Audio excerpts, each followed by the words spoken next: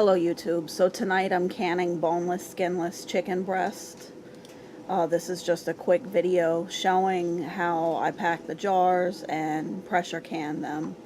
I want to apologize in advance about the background noise. I'm knocking out my kids' laundry while I'm editing this. So please excuse the washer and dryer in the background. So anyway, I'm packing my jars. These are quart-sized jars. I've already pre-cut the chicken, trimmed it of any excess fat, and I'm just raw packing this into the jars. Some people prefer to sear it off and then top the jars off with chicken broth, but for me, when I catch bulk chicken on sale, it's just easier for me to raw pack it. In this instance, I caught 20 pounds of chicken on sale for $1.99 a pound. Home canned chicken, raw packed. It doesn't look too appetizing in the jars. However, when you go to use it, you can use this for anything from pot pie to chicken quesadillas, chicken tacos. You can use this for chicken soup. Really any number of things that you use chicken for. Chicken chili, just anything really. So even chicken salad sandwiches, this is one of our favorite things for quick lunches. Just pop open a jar and make some chicken salad. I've actually taken this to work as on many occasions for lunch. But I'm packing these jars to 1-inch headspace and debubbling the jars. You can't get it all out, but you want to try to get rid of any air pockets that you can with your debubbling tool, and make sure you get the middle as well, not just the edges. And you raw pack this, you don't put any juice over it, because since it's being raw packed, the meat will make its own broth. So you can go ahead and pack that by itself in the jar to 1-inch headspace. Some people prefer to use canning salt. Some people choose to add canning salt to their canned chicken. If you choose to, it's recommended 1 teaspoon for quart jar. If you choose not to add salt, again, that's your preference, but it's another way to reduce or eliminate sodium in your family's diet.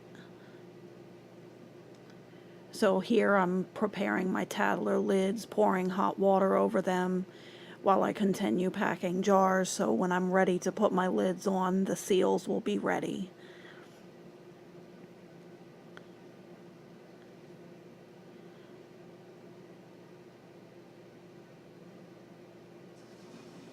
And again, I'm packing into room temperature jars that have been sterilized and brought to room temperature. The chicken is cold, so this will be cold chicken, room temperature jars, room temperature water, and room temperature canner.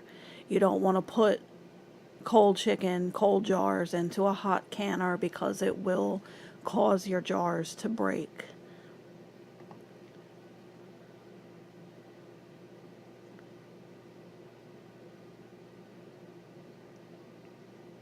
And again, I'm just packing these jars to that 1-inch headspace. And each jar holds around 2 pounds of meat. I forgot to mention earlier, this chicken can also be used for stir fries. I ran out of jars, so I had to get a couple more jars to be able to finish all the meat. I thought that I could fit this batch into the small canner without having to pull out the large canner. But I ended up doing 8 jars, so I had to pull out the big canner.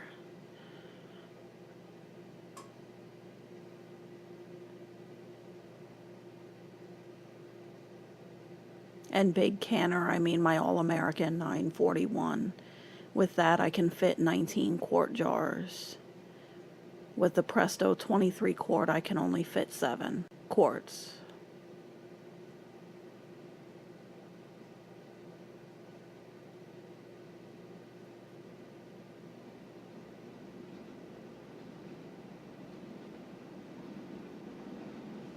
And when I'm packing raw meats for canning, I just prefer to use the rubber gloves. I think it's more sanitary in the long run.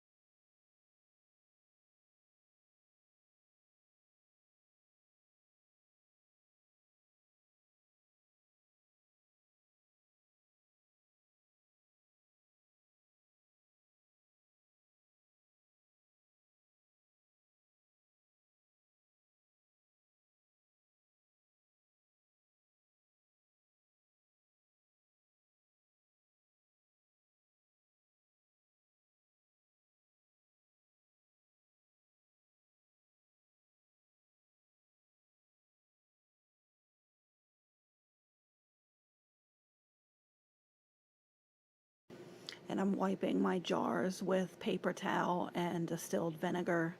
I do have pets in my house, so for me personally, even though I wash my dish rags and dish towels, I feel like I find pet hair in them, even though my pets do not come in my kitchen. Just from, running the stuff through the washer and dryer.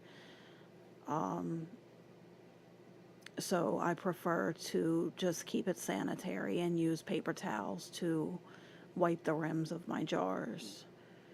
It's really the only thing that I use paper towels for anymore is canning.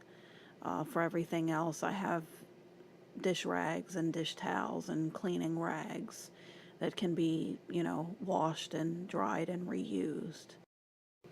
This is why it's best to always have extra jars washed and sterilized in advance. So that way, if you do end up needing more jars than what you're expecting or what the recipe calls for, you've already got them prepped and ready. Pressure canning your meats like this is an excellent way to put food back for food storage, especially if you're in an area that's prone to power outages. Even here in New York City during the summertime, we have issues with the grid not being able to handle the air conditioners and power consumption in the city, and parts of the city deal with blackouts every summer. And I've personally had to throw away a deep freezer full of food over the power going out. So this is an excellent way to have shelf-stable meat put back that you're not having to worry about in the event of a power outage. I do keep 2 deep freezers, but just in case, being that I have a gas stove and 2 large pressure canners, if my power was to go out, whatever meat is in the one freezer can just be canned up and put on the shelf. And the only kinds of meats that I freeze nowadays are chicken to like fry and whole chickens to roast. But again, even in the event of a power outage, I could just break down those chickens and can them up. No problem. And of course, I keep like some shrimp in the freezer and burgers and things like that that really aren't good to can. And it's just, my meat deep freezer is just a 7 cubic foot freezer. And my other freezer is for things like homemade pie crusts. I do like bulk batch sessions so that I have those on hand when I want to make a pie or whatever. And like fruits and vegetables for smoothies, and like cheeses, for like lasagna and stuff like that, like shredded cheese I put in the freezer.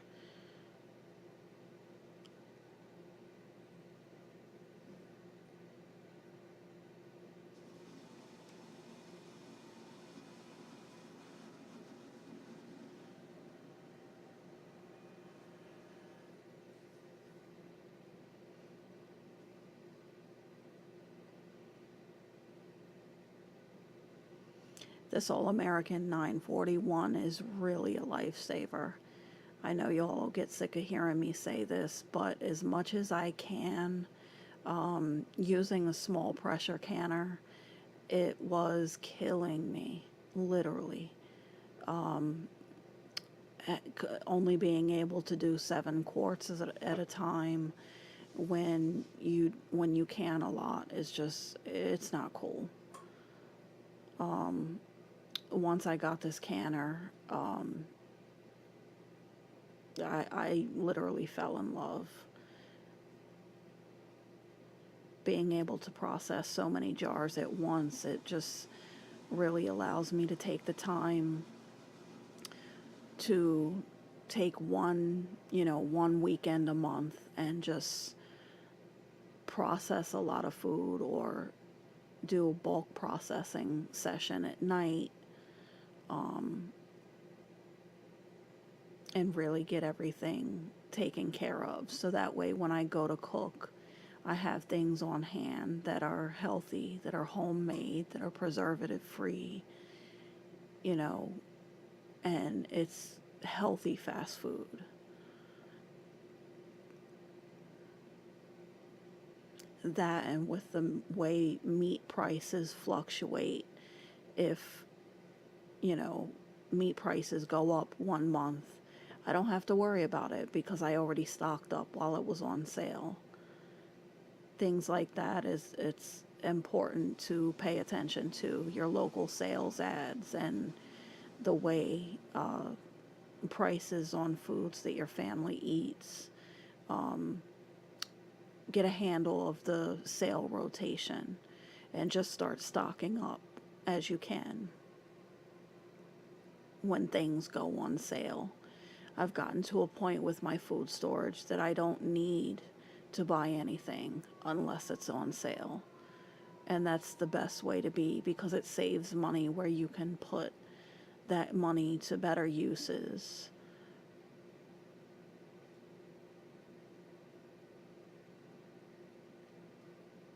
The only time I buy things that are not on sale is when I have run out of something like milk and it's something that I need right away.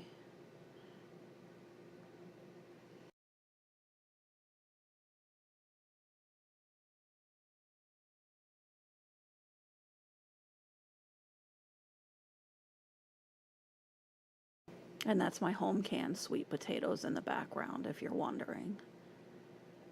And I can use those for anything from sweet potato pie, sweet mashed potatoes, whatever you want to use sweet potatoes for.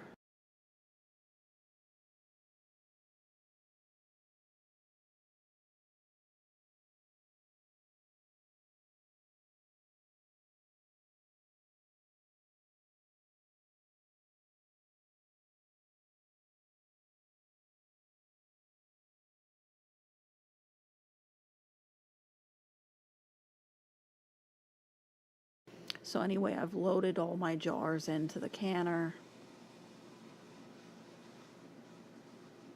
and I'm going to pressure can these for the proper altitude. Me being in New York City, it's 10 pounds of pressure for 90 minutes for quart jars and 75 minutes for pints. Obviously in this video I did quart jars, so this batch will be processed for 90 minutes. Sorry I didn't add the clip of me putting the lid on the canner for those that don't have an All-American. And I am doing a bulk canning session, so I can just pour the excess water off of those lids and pour some more hot water on there when I'm ready to do my next batch of canning. But thank you for watching and have a nice day.